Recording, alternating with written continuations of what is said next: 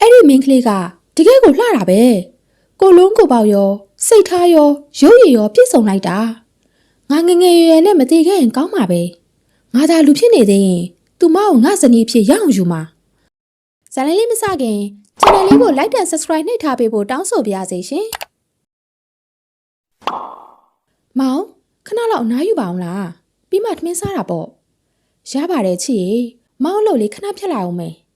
ဟုတ်ပြီလေဒါဆိုအချစ်လည်းထမင်းဝိုင်းပြင်ထားလိုက်မယ်နော်အတူတူစားကြတာပေါ့ထိုလူငယ်ဟာအိမ်မှုကိစ္စတွေကိုအမြဲကူညီပေးလိမ့်ရှိပြီးဇနီးတဲ့ကိုစိတ်ကောက်အောင်မလုပ်ပေမဲ့အမြဲတမ်းဂရုစိုက်ယူရတတ်ပါတယ်အချစ်ရေမောင်ကူတဲ့ပေးမယ်လေကျေးဇူးပါပဲမောင်ရဲ့ကဲရေအိုးတဲ့ရေတွေဖြစ်ထားလာအောင်မယ်အချစ်ပင်မခံနေတော့နော်မောင်ကတော့အမြဲပဲအချစ်ပြောအောင်ဘယ်လိုလုပ်ရမလဲဆိုတာသိနေတာပဲထိုလူငယ်ဟာအလုပ်ကျွေးပြုတ်ဖို့အတွက်နေတိုင်းတောထဲကိုသွားပြီးတီးနဲ့စိုက်ခင်းတွေစိုက်တဲ့တောင်သူအလုပ်ကိုလုပ်ရပါတယ်သူတို့ဇနီးမောင်နှံရဲ့ဘဝလေးဟာရန်ကိုအေးအေးချမ်းချမ်းရှိလာတာပေါ့ဒါပေမဲ့သူတို့အိမ်နောက်ဖက်ကတရဲပင်ကြီးအောက်မှာတရဲတစ်ကောင်ရှိနေတယ်အဲ့ဒီတရဲကထိုလူရဲ့ဇနီးတဲ့ကိုမြင်တော့အလှမှမိန်မောပြီးအရန်ကိုဆွဲလန်းသွားပါလေရောအိုးအဲ့ဒီမင်းကလေးကတကယ်ကိုလှတာပဲကိုလုံးကိုပေါရောစိတ်ထားရောရုပ်ရည်ရောပြည့်စုံလိုက်တာငါငငယ်ရွယ်နဲ့မတည်ခဲ့ရင်ကောင်းမှာပဲငါသာလူဖြစ်နေသေးရင်သူမကိုငါဇနီးဖြစ်ရအောင်ယူမှာနှမျောစရာပဲငါတရေဖြစ်နေရတဲ့အပြင်ဒီတရေပင်ကြီးကိုပဲစောင့်နေရတာအချစ်လေးရဲ့မင်းသာငါလက်ထဲရောက်လာရင်ဘယ်တော့မှအလွတ်မပေးဘူးနောက်တစ်နေ့မှာတော့ထုံးစံအတိုင်းဇနီးတဲ့ကခင်မုန်းဖြစ်သူအတွက်နေ့လည်စာထုတ်ပေးပါတယ်မောင်အတွက်နေ့လည်စာထည့်ပေးထားတယ်လမ်းမှာရင်ငတ်ရင်တောက်ဖို့ဝါးကြည့်တောင်းနဲ့ရေလဲထည့်ပေးထားတယ်နော်ကိုဂယူးဆိုင်ပါမြန်မြန်ပြန်လာခဲ့နော်အချစ်ဆောင်နေမယ်စိတ်ချပါချစ်ရဲ့အလုပ်တွေအပြီးသက်ပြီးမြန်မြန်ပြန်လာခဲ့ပါမယ်အချစ်မပြင်းရအောင်မောင်အနားမှာအမြဲရှိနေပေးမယ်နော်မောင်တို့အိမ်မှာရင်သွေးလေးရောက်လာရင်တော့ပိုးလို့တောင်မပြင်းရတော့မှာပေါ့အိုးမောင်ကလေကဲမောင်သွားပြီနော်အချစ်လည်းကျူးဆိုင်အောင်စိတ်ချပါမောင်ရဲ့ဒါပေမဲ့တကယ်ပဲမသွားစေချင်ဘူးမောင်ရဲ့ချစ်ဆုံးလေးရလေမောင်မမြန်ပြန်လာခဲ့ပါမယ်အဲ့ဒီလိုထွက်သွားတာအောင်မြင်တော့တရဲကအယံဝမ်းသာသွားတယ်သူ့ရဲ့အကြံစီအောင်မြင်တော့မယ်လေအေးလေအခုကစပြီးငါပဲမင်းရဲ့လင်းယောက်ျားဖြစ်ရတော့မှာပေါ့ငါမိမသူမသာငါအနားမှာရှိရင်ငါရဲ့ပူလောင်မှုတွေအကုန်ပြောက်သွားမှာသူမရဲ့အသားဆိုင်တွေကငါအတွက်တော့နှွေးထွေးတဲ့စောင်းတစ်ထည်လိုပဲဒါပေမဲ့ငါဒီရုပ်ကြီးနဲ့သွားရင်သူမကြောက်ပြီးတေးသွားနိုင်တယ်အေးလေဒါဆိုရင်တော့ငါလူရောင်ဆောင်ပြီးသွားရတော့မယ်တရဲဟာခင်မုန်းဖြစ်သူရဲ့အတွင်ကိုဖန်ဆင်းပြီးအိမ်ထဲကိုဝင်သွားတယ်အိုးမောင်ဘာလို့ဒီလောက်တောင်မြင်မြန်ပြန်လာတာလဲလူရောင်ဆောင်ထားတဲ့တရဲကဇနီးတဲ့ရဲ့ရင်ခွင်ထဲမှာခေါင်းမိလိုက်ပြီးပြန်ပြောလိုက်တယ်မောင်နေလို့သိမကောင်းလို့ပြန်လာတာပါဒါဆိုရင်လည်းခဏမေးလာအောင်နော်အချစ်ရေပတ်တိုက်ပေးဖို့တွားယူလာအောင်မယ်ကောင်းပါပြီချစ်ရဲ့တရဲကတွေးလိုက်တယ်အနောက်ကကြည့်ရင်တော့သူမကနတ်သမီးလေးလိုပဲတကယ်ကိုလှပလို့နေဇနီးတဲ့ကလူရောင်ဆောင်ထားတဲ့တရဲကိုရေပတ်တိုက်ပေးနေရင်မောင်ကိုကြီးကဘာလို့ဒီလောက်တောင်အေးဆက်နေရတာလဲမျက်လုံးတွေကလည်းဘာလို့နေရမ်းနေတာလဲတရဲကတွေးလိုက်တယ်ဒုက္ခပဲသူမငါ့ကိုတန်တရားဝင်နေပြီလားမောင်ဘာတွေတွေးနေရလဲအော်မောင်ရင်ထဲမှာအယမ်းပူလောင်နေလို့ပါအဲ့ဒီပူတွေကမျက်လုံးထိတက်လာတာတကယ်ကိုပူလွန်လို့ပါအော်ဟုတ်ပါပြီမောင်ရဲ့ဒါဆိုအချိတ်ဆေးလေးကြိုပေးမယ်နော်အရင်ဆုံးရေပတ်အစ်စ်ပြန်လဲပြီးတိုက်ပေးအောင်မယ်တရဲကထပ်တွေးပြန်တယ်ဒီလူကတော့ကံကောင်းလိုက်တာဇနီးတွေကဒီလောက်ထိယူဆိုင်တာပဲငါဘဝမှာဒီလိုနှွေးထွေးမှုကိုတစ်ခါမှမရဘူးတကယ်ကိုမနာလို့စရာပဲခဏနေတော့တရဲကဇနီးတဲ့ကိုပြောလိုက်တယ်အချစ်ရဲ့ကိုနဲ့လီကအယမ်းမွေးတာပဲမောင်စိတ်မထိန်အောင်လုပ်နေတယ်လို့ပဲအချစ်ကိုအယမ်းယူရချင်လာပြီအိုးမောင်ကလည်းပို့ပြီဇနီးတဲ့ဟာသူမရဲ့ခင်မွန်းနဲ့အကုန်တူနေတဲ့အတွက်ဒါဟာတရဲမှန်းမသိပဲအတူအိတ်ဆက်လိုက်ကြလေရဲ့အဲ့ဒီအချိန်မှာပဲတောထဲကခင်မွန်းအစ်စ်ဟာစိတ်แท้တစ်မျိုးဖြစ်လာလို့အိမ်ကိုပြန်လာခဲ့ပါတယ်အိမ်ပြန်ရောက်တဲ့အခါမှာတော့သူဇနီးဟာတခြားယောက်ျားတစ်ယောက်နဲ့ဂရင်ပေါ်မှာအတူရှိနေတာကိုမြင်လိုက်ရတယ်ဟမ်မင်းဘလို့တောင်တတိရှိလို့ဒါမျိုးလုံးဝင်တာလေနေကင်းကြောင်တောင်ကြီးရှက်ချင်းကင်းမဲ့လိုက်တာထိုလူဟာဒေါသအလွန်ထွက်သွားတယ်သူ့ဇနီးကသူ့အပေါ်တစ္ဆာဖောက်လိုက်ပြီလို့ထင်သွားတာပေါ့ ငါမိမကိုခိုးရကောင်ရှုံးမလာကြီးလားသူဟာအခန်းထဲကိုဝုန်းကနေပြေးဝင်သွားပြီးအဲ့ဒီတရေကိုအားကုန်လွှဲကန်လိုက်ပါတော့တယ်ဇနီးတဲ့ခမလည်းဘသူကမိမိရဲ့လင်းယောက်ျားအစ်စ်မှန်မခွဲခြားနိုင်တော့ပဲအယံကိုဇဝေဇဝါဖြစ်နေရတယ်ဟင်ရှင်တို့နှစ်ယောက်လုံးကတပုံစံနဲ့ပဲဘသူကအစ်စ်လဲဆိုတာကျမတကယ်မခွဲတတ်တော့ဘူး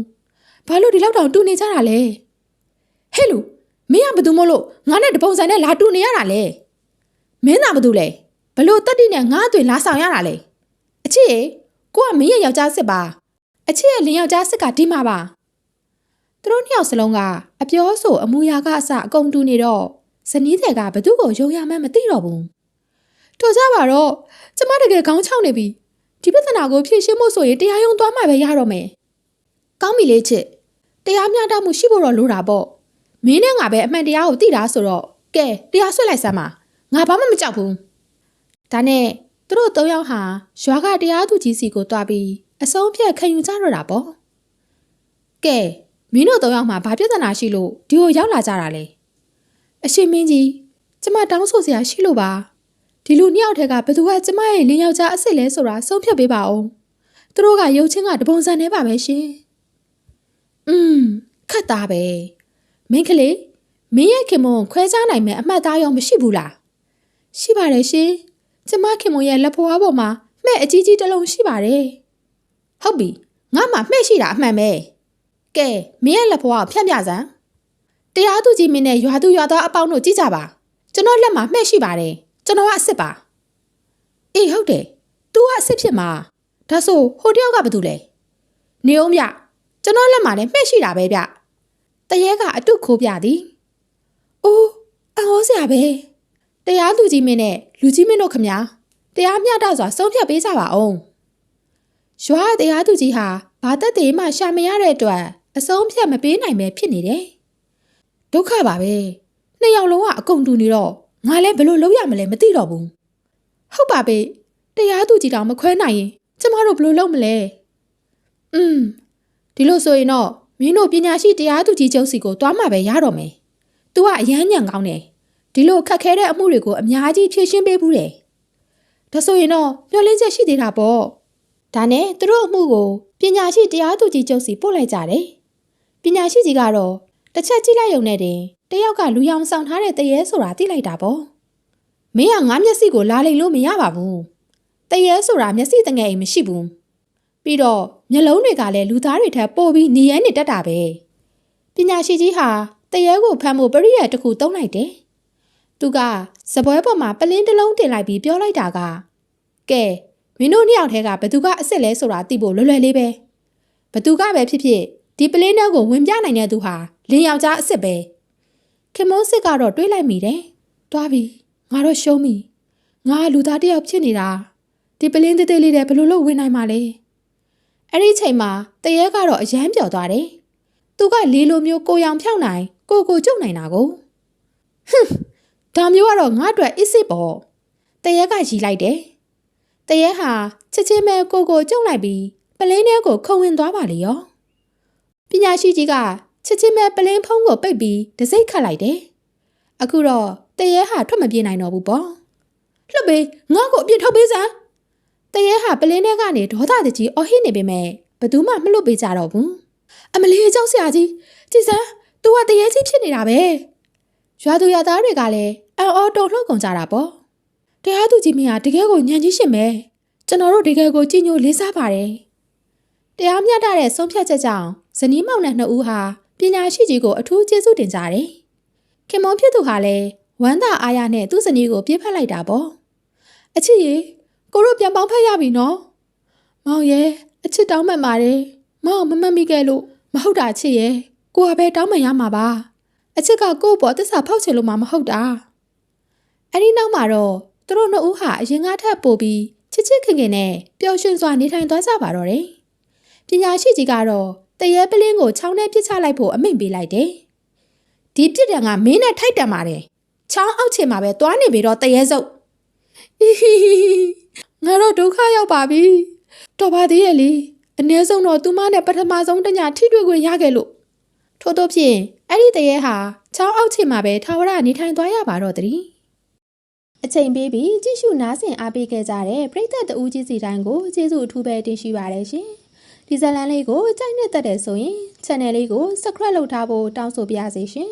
ပရိသတ်တွေအားလုံးလည်းကိုယ်စိတ်နှပြကျန်းမာချမ်းသာကြပါစေရှင်